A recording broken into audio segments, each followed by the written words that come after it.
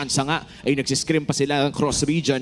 But right now, nagbabalik na nga tayo sa ating Land of Dawn. Look at our Infinix in-game equipment. Narito pa rin tayo sa mga sangkap pa lamang. Wala pa talagang nangyayari.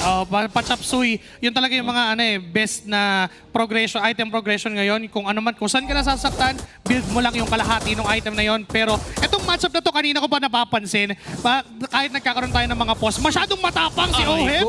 Netsky ngayon na tinututukan. Baby cakes in! First blood para kay Oheb. Ang sakit nun pare, dalawang siege minions ang nawala sa kanya at naplatuan pa siya ni Oheb. But look at this, Turtle, sinimulan na ng Side Omega. Okay, nandyan ang pangunguna with a grab as well. Ryzen is down. JP on the other hand, mababaliktad ang sitwasyon. Haji on the other hand, pala makakakuha ng pagong. Solid na pag-agaw para dito kay Haji. Kahit ba napitas si Ryzen dun sa baba, mukhang may balik naman dito at pumasok na naman si Cartiz. Babagsak. JP makakaalis pero si Sanford ay makakatakas din naman ng bigla lang pero isa lang ang makukuha sa kanila. Yung trade-off na yon, okay sana for TLPH. Panalo na sana sila. Nakuha nila yung gold lane, napatay nila si Ryzen, kaso naagawan pa sila ng Turtle. And hindi pa natapos doon. Even si Carl TZ ay namatay pa dahil doon sa overextension. So that evens out yung lead na nakuha ng TLPH at the very early. But the good thing for them is that Claude yung sinusuppress nila. But speaking of gold lane matchups dito, no, kung sa Claude ay pinapanood na rin si Netsky, ngayon naman si Oheb, number 1 pala sa Granger.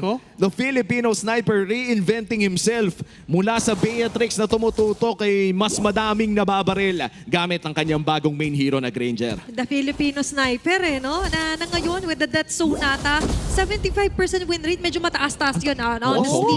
And now for TLPH, ganun pa nilang binigyan ng chance na Boomers Blood ka, baby cakes, akong bala sa'yo. Wag ang baby cakes ko Kasi nakita ni Carl TZ na yes, hinaharas ni Oheb itong si Netsky pero somehow nalugi na siya doon sa HP bar na meron siya kasi with the stack of Art of Thievery and even yung mga papalo-palo ni Netsky, yung pagdalaw niya sa baba, supposed to be dapat trade-off lang yon. Pero nakaabot pa si Carl TZ, although namatay siya doon sa Turtle, but still it's a good sign na ini-extra pass nga ng TLPH yung laban. Nakakatakot din if you're Netsky, no? Dahil kanina nung dumaan si Carl TZ, the BMI was already expended. Nagamit pa niya yung purify niya para makapag-reposition. But sadly, 1,000 yung nawala sa kanya sa entire encounter na yon at napunta sa kamay ni Oheb. Ngayon, yung 1,000 na yon ay mapapanood din natin na kalamangan ng TLPH as the second turtle is about to begin. So Sanji on the other hand, purify na purse agad doon here for TLPH. But a good sign para sa Smart Omega as they set their eyes dito sa Turtle. Saktong-sakto and may flicker si Super Yoshi at walang purify si Sanji. Ito ata yung laban na gustong mahanap ng Omega. Sanford ang bibigyan nila ng bagya. Pupul na ngayon ng Turtle pero mukhang babagal ang Turtle fight na ito. Sino kaya magiging merienda? Super Yoshi places himself on the LDF pero nanguna agad si JP. Kakasabi lang natin na napansin na talaga yung proactive. And proactive ang blazing to si Netsky. Kapalit niya ng buhay ni JP. Sanford may kakapit. Ayun lang! Iyahain kila Carl TZ. That's 2 men down for the side of Smart Omega. Sinasabi natin na kailangan maging extra fast ang side ng TLPH and yes, they did. They in fact, sila pa yung nauna doon sa iniisip natin na mauuna sa Super Yoshi with that flicker. I am offended against Sanji. But then again, sabi ni JP, ako na bahala. Kung wala kang purify, hindi tayo pwedeng maunahan. Oo nga, and that takes a lot of game IQ and yung decisiveness na meron dito si Daddy JP. Alam mong tatalunan yung farsa mo. So bago pa man din mangyari yun, ikaw na mismo yung tatalon in the sheer confidence na makikita natin dito sa ating replay natin ng Infinix. Ito na yung nabato na nga at naihain pa. Napakaganda ng pasok ni Sanford dito to the point na tapos na dapat yung teamfight. Let's be honest, tapos na yun. Pero binigyan pa niya ng +1. And this is what I'm talking about na maganda yung magiging tandem nila ni Daddy JP dan Alea. Diba?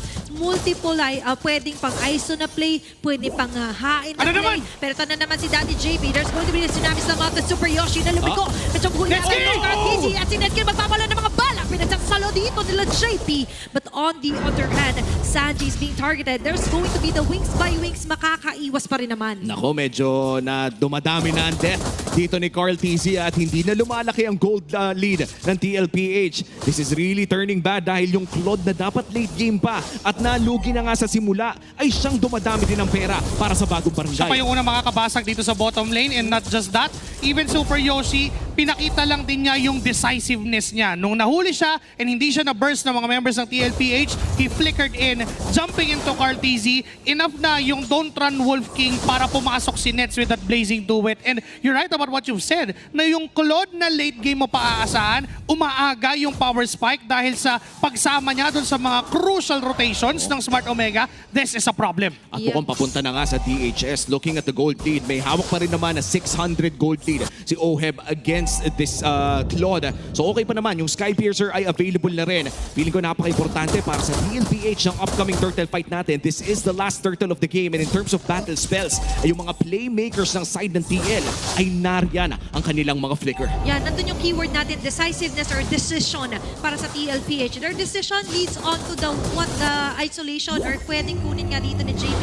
Being up for Smart Omega, ang decision nila dito is patabain muna ng gusto si Netsky. Try and make it earlier muna para sa Claude. Very smart decision para dito sa Omega, di na pumalag. Yes, dahil up na yung Skypiercer para kay Oheb, alam mo na ang gagawin ng TLPH ay lumaban with the turtle. So kumuha ng kills after the turtle. The moment na nag-decide ang Smart Omega na teka, ibigay nyo na lang yan kesa paagahin pa yung snowball ng Granger with that Skypiercer. Total nakaklot naman tayo. Wala tayong problema sa late game. Tama naman. Kakasabi lang natin, you want those numbers. Again, yung number, Haji! Haji. Medyo kakasalot sila sa Haji. Habang si Netsky with the blazing duet sa pinakalaman naman. Mabibuild up nila si JP. Members of TLPH ang naunahan doon. Humahapdi na si Netsky. Maganda yung initial na plano doon ng TLPH, but Super Yoshi and Haji exerting enough pressure dito kay Sanji. Mukhang maaagawan pa nga ata ni Ryzen si Carl sa sarili niyang purple. Naagawan nga siya with that retry and that Thorn Rose coming in from Ryzen. Wala ngayong blue o purple buff. Ito si Carl TZ. And mahirap yon para sa isang assassin o sa isang YSS na mawalan ka ng mga early buffs na kailangan mo. Kasi hindi na mabubuo yung death ball na gusto mong mangyari. Yes, may items kayo. Enough naman yung Hunter Strike and yung War Axe and yung Hunter Strike and Skypiercer mula sa Granger. Pero kung hindi mo maipapalo yung items na meron ka, it's a problem. Minsan kasi pag super extra fast ka gumalaw, you're tending to overstay your welcome. May mga mishaps na nangyayari. Pwede kang madapa. Katulad dito for TLPH, medyo nadadapa sila sa mga hinulin ni Daddy JP. Pero doon sa may pinakalikod, Tsunamis lang on to James. Makakataas pa rin. Nakalabas sila dito si Area ni Sanji. So it's up to Smart Omega to counter-react. At ang reaction nila ngayon ay somehow umatras ng konti. Kung may damage, okay lang. Pero pag hindi, huwag ipilit. Uy, buti na lang hindi pinilit ng dalawang kupunan dito. Sanford was already very deep doon sa labang iyon. And Omega had tools para pumasok doon kay Sanji. Pero lalabas na rin kasi yung Lord. Usually, ang ating mga teams dito ay disiplinado enough na hindi lumaban ng 50-50 kapag magkaka-Lord na. At sakto-sakto, hahawakan ng TLPH ang pinakaunang Lord ng larong ito. Omega ay umaaligid lamang doon sa may Bagete. At kaya naman natin na makahanap ng angulo dito. Medyo mababaw pa ang pwesto dito ni Sanford. Ayaw talagang libitawan dito ng left bush mid. Very important to notice din dito yung pag-ikot ng JP! JP na mangunguna naman extra fast burst here. Super Yoshi's down. Netsky sa may pinakagilid. Clear out lang ng mga minion waves. Sanji nakakaligtas pa rin naman with the wings by wings. On the other hand naman si Sanford, JP and Oheb is enough to turn and chase. Dati ka namin kasama. Pero sa ngayon, samahan mo muna yung iba mga teammates sa pagbagsak. Lord ngayon ay buhay pa rin naman. Ryzen and Netsky on the lead. Malaki pa rin ang advantage dito ng TLPH. Pero may retribution steal na pwedeng maganap. Omega may hawak pa rin silang retry. Kailangan mag-ingat ng TLPH dito. At mukhang dahil nga alam nila na may Lancelot pa, ay sinasayaw pa nila ng bagya. Ang Lord na ito, babalik pa rin. Half HP on this Lord. Concealed play mula dito kay JP. Di pa naman tatalaw pero mukhang mahanap nila si Ryzen dito. Ito na ba yung Lord? Sumakto may Federdeserk na si Curtis. Makakuha ng Lord. Kabilang banda naman si Ryzen makakatakas. Doon yung pang-shot. Habang naman si Netsky with a blaze into it. Naipit na corner! Si Oheb, Netsky with a double kill. At si Sanford ngayon ang hahabulin nila James. Nako si Sanford, sobrang lalim mo na pare. The Apex Predator against 2. Sa kapupunta, diyan ka lang! Monster kill for Netsky. Napakaganda na ginawa ng Smart Omega doon. Even though hindi nila nakuha yung Lord Objective, they still won the post-objective team fight. And yun yung pinakamahalaga for them, na kumuha pa rin ng trade after losing another objective. And for Netsky, yun yung pinaka-ideal na pwede mangyari doon sa laban. Maubos na yung mga members ng TLPH. That's a shutdown for Oheb. Meron siyang 30 stacks ng Skypiercer kanina, but because of that, nawalan agad ng isa. That's down to 27. Kahit pa paano yung number 9 is significant enough para makasurvive sila doon sa mga ginagawa ni JP na pagpasok. At napaka-importante ng mga pagpasok ni JP dahil ang daming naiilang mula sa Omega. In fact, doon sa pinakahuling Lord natin, naging sapat yung pinakita ng TLPH para magkaroon ng slight edge ang TLPH sa pagkuha ng Lord na iyon. And of course, this is Carl TZ we're talking about. Yan talaga yung final boss ng mga junglers dito sa pagpasok mo ng MPL Philippines. Tuloy lamang ang pag-siege para dito sa Team Liquid. Makukuha na nila ang Torre dito sa may bandang gitna. Pero mukhang hindi na masyadong matutuloy pa. Great defense para dito sa Barangay Omega. And even for Smart Omega, di sila masyadong nag-lag behind in terms of net worth. Nakakapag-farm pa rin naman, nakakahabol. Looking at the gold leaders, Netski hindi naman siya masyado nahuhuli.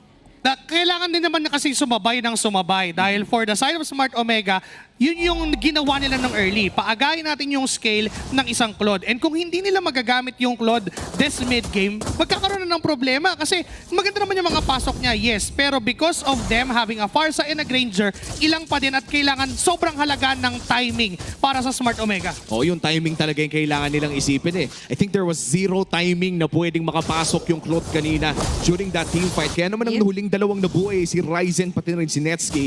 This is just TLPH having a lot of experience in terms of securing objectives. And for Omega, mukhang kailangan natin nilang makahanap muna ng mga pitas bago sila humanap ng objectives. Pero humihirap at humihirap yun dahil na rin sa Mountain Shocker na awak dito ni Carl TZ. So nahihirapan na nga si Netski makapwesto, mas nahihirapan palalo yung initiators nila. And going back to what you mentioned na kung saan ang TLPH nga talaga yung nagsiset at na-awkwardan sila pag may Pharsa and even Kalea. Now it's up to Smart Omega na hindi maging idle at maghanap muna ng ilang mga formations such as split pushing their way.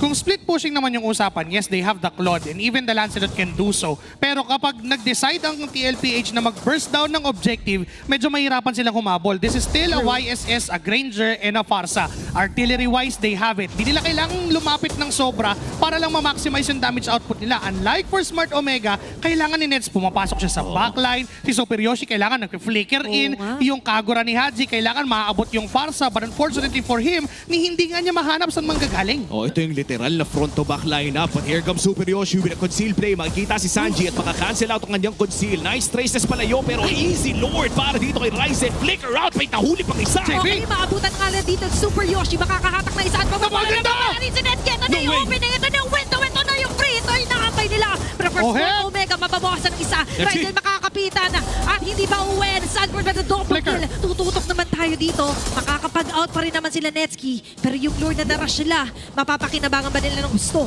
Dito natin makikita kung paano lalaruin ang bagong barangay. Si Haji ay nahuli pero napalik pa niya sa torre. Mukhang delikado si 4D dito. Ang layo na narating. Nandyan yung hatak, nandyan yung mga bala. Pero makakatakas pa rin dito ang Apex Predator. Napakakunat at gagamitin na nga nila yung Lord doon sa may bandang itaas. Sobrang ganda ng ginawa ng Smart Omega doon. Yung timing na sinasabi natin, that is the very perfect timing na ginawa nila doon sa laban. They got that Lord objective na hindi man lang nalaman ng TLPH na teka, sinisimulan, binaburst na pala, tapos na pala, and they almost won that post-objective team fight with Super Yoshi surviving yung initiation from JP and yung burst mula kay Sanji, yung Don't Run Wolf King, I am offended na naman, gave way para sa Smart Omega na i-even out yung trade dahil din doon sa Blazing Duet combo nila with Netski. And again, nagiging issue ngayon ng TLPH is that hindi nila mahawakan yung Pinner's Blood nila. At ito yung isa sa mga kailangan talaga nilang panoorin, no, si Netski. And I feel like looking at our replay dito, nakatid ng Infinix, ay makikita natin kung gaano nga ba kalaki yung impact ng Blazing Duet na yon. Immediately bursting down Carl TZ. And looking at their Infinix in-game equipment, bago tayo pumunta dito sa instant replay, nakita ko na bumili na ng Lightning Truncheon dito si Sanji para sagutin siguro yung impending na Claude disaster na walang magic defense. Kailangan din niya ng cooldown reduction na bigay nung Lightning Truncheon na yon. And for Sanji, siya yung pinaka-aabot doon eh. Kailangan siya yung maganda yung pwesto, siya yung makapagbitaw ng Feathered Airstrike or even ma-force nila, let someone force that Purify against Netski tapos siya yung hulihin ni JP. Ang kaso nga lang, yung glue yung nagamit ni Sanford, matutunaw din siya kung pipilitin niyang humarap kay Netski. So, ang main idea for TLPH right now is kahit matira si Netsuki doon sa laban, siguraduhin nilang siya na lang yung matitira at wala nang poprotekta sa kanya. So it's all about survivability. Basta maubos lahat ng kasama niya, hindi niya naman magagawa mag-same play. That's And true. experience para kay Netsuki, kaya nga napabuti yung pagpasok ng Blazing Duet dahil nga inalay ni Super Yoshi and James yung Yup. mga buhay nila just so you could have that timing. Kasi kanina pa tayo naghanap ng timing here sa kanilang na first blood ng TLPH. Ooh. Now looking closer, naka-blade armor na rin dito si Yun. Sanford. Speaking of Blade Armor, no, yan talaga ang kailangan dito ni Sanford against Netsuki. Isang Claude na mahilig bumanat. That would at least give a bit more protection para dito sa main tank or yung magsusot Aha. talaga ng damage para sa TLPH as the second or third lord of the game is already spawning. We are entering the 17-minute mark. Isang minuto pa bago lumabas yung ating Evolve Lord.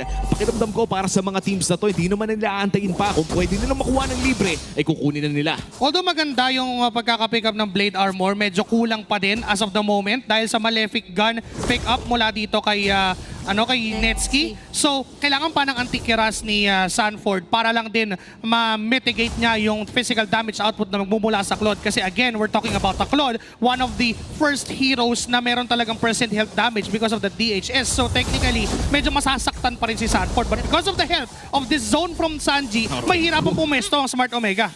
Okay, kinda tricky yung naging window doon for Sanford pero lumalamang yon para sa TLPH dahil na-awkward nahihirapan, makahanap ng timing dito sila Super Yoshi na mukhang sa Mother likod Shocker. na atake. Doon yung Mother Shocker, Vision, Flicker. andyan yung Intel, para makakuha ng Lord habang doon sa pinakagilid naman, itataka si Crowd Easy, Netsuki with a blazing duet, tanggal si JP, next on the move.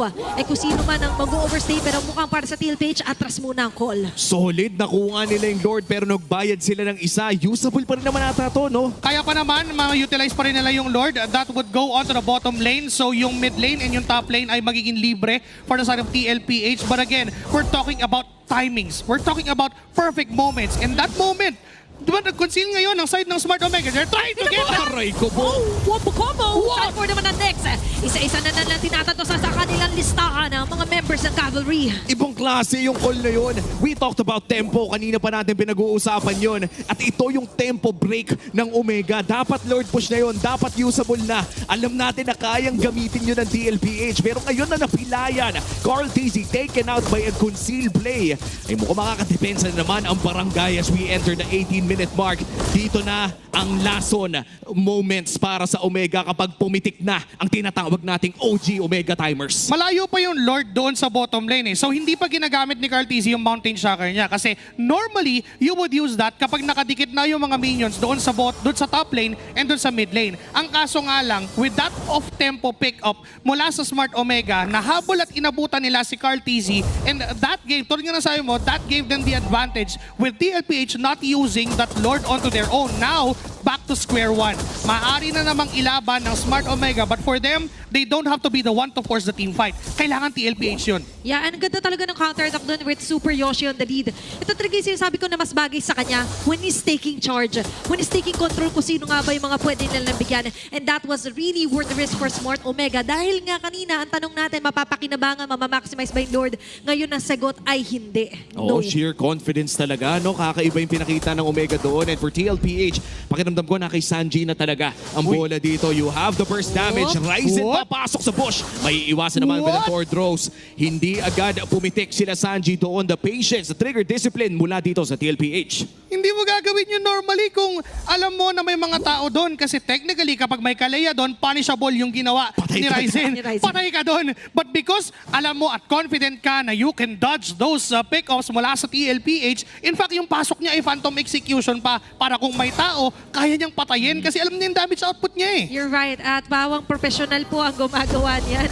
Disclaimer mga children. Pero ngayon, for TLPH, it's time to somehow teach a lesson dito kay Ryzen. Pero sa kabilang banda kasi, parang iba rin yung hinahanap kasi ni Daddy JP. He's trying to somehow na mauna doon sa mga hiding spots sila Super Yoshi. At hindi rin kasi pwede kanina no, kung nag-burn na agad ng flicker si JP. Magkakaroon pa ng Lord it kung sakaling mapitas nila. Nasa 40-50 seconds ang death timer. Medyo mahihirapan natin pero may first of moment all! si Isa! Oh, Haji no! hindi nakaiwas with a rush umbrella flea. Okay, meron bang isasagot dito? Smart Omega. Tanggal agad ang mid laner here for them. Ayun lang! At aabutan Ay! pa. Yoshi! Andyan ang pagkakay! Don't run, Bokeh! Mama defend and play! Sa may kabilang banda naman si Ryzen na matatanggal. Super Yoshi, kinabita with a grab. Nag-i-spread out ang Immortality members dito ng Cavalry. Immortality is already down here for Super Yoshi. It's going to be a double kill para kay Oheb. Smart Omega, akala nila lamang na sila, hindi pa pala. At sa pagbagsak ng isa, 3 ang kapalit. Kahit walang jungler dahil parehas no retry ang magkabilang kupunan, mukhang i-GG na rin Teka. ito ng Team Liquid. Oop, napakaganda ng ginawa ni Sanji na yon, nahawakan yung bush kasi he knows na pwedeng lumaban yung Claude at kaya't posible na mapatay yung ibang members ng TLPH. Pero ang ganda na sana nung idea ng Smart Omega, counter-engage kahit pa nawala si Haji on the process, they can still go for that kasi yung damage output ng Lance and yung Claude is enough. Ang kaso nga lang, yung sustain mula doon kay Daddy JP doon sa passive. Surge of Life is the key talaga. At dun bumuhay, or yun yung bumuhay talaga for the rest of TLPH.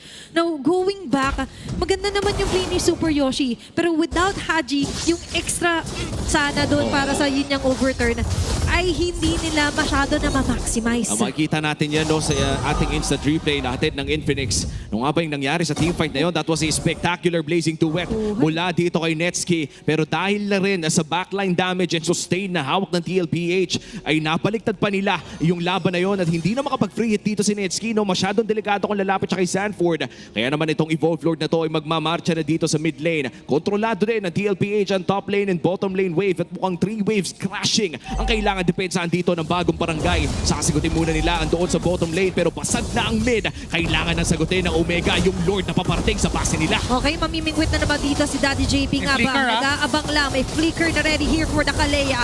Habang Salvador na spread. Diyan yung slam. Ayun na! Wala! Ito na nga yung sinasabi na isang sinabi slam. At nakatarget Ryzen? sila lahat dito kay Super Yoshi. Makakansel pero at nakapilang banda naman. Eh tinatunaw na ni Netsky yung Lord Wow. na nadadala dito ng Cavalry. Now it's going to be a concealed play. Babasag pa rin ang Torres. Successful ang pagtitaw na 2 inhibitor turret. That's 2 inhibitors down at mukhang magbaback na ang TLPH. I honestly think na tapos na dapat yung laro with that Evolved Lord pero naging naganda ang call ng Omega doon. Still a masterful defense coming in from Smart Omega. Yung patience ni Netsky. Even though na nahuli si Yoshi doon at hindi siya namatay, go signal na sa rin. Normally, go signal na yun na, teka, palag na tayo. But because na may Lord yung TLPH, nagdumisiplina lang si Netsky. Okay, Lord muna ako. Wala akong ibang gagawin kundi banatan yung Lord and that gave that breathing moment para sa Smart Omega na hindi pa matapos yung laban at the moment. Now, 33 seconds dito sa next na Lord. Kailangan kumontes dito ng Smart Omega. They have the ability to do so. Mayroon pa rin tayong threat ng Thorn Rose Retry mula kay Ryzen. So kapag makuha ni Ryzen to, this could be the end of the game for TLPH. Tsaka napakamalas din for Omega na ang malayong lane sa kanila, ang kanilang long lane na yung malayo doon sa Lord. Dahil dyan ay kailangan talaga nilang alagaan ang wave na yun. Yes, they do have the Claude para mag-clear ng wave na yun pero dagdag din kasi sa mga potential dangers na kung mahuli yung Claude in transition, that would be GG para dito sa Omega. At ayan na nga ang ating pang-5 na Lord sa larong ito, 24 minutes in. Ang pinakamatagal na laro ngayon currently in MPL ay 26 minutes at mukhang paparating na tayo doon. Might be a record-breaking game yet again.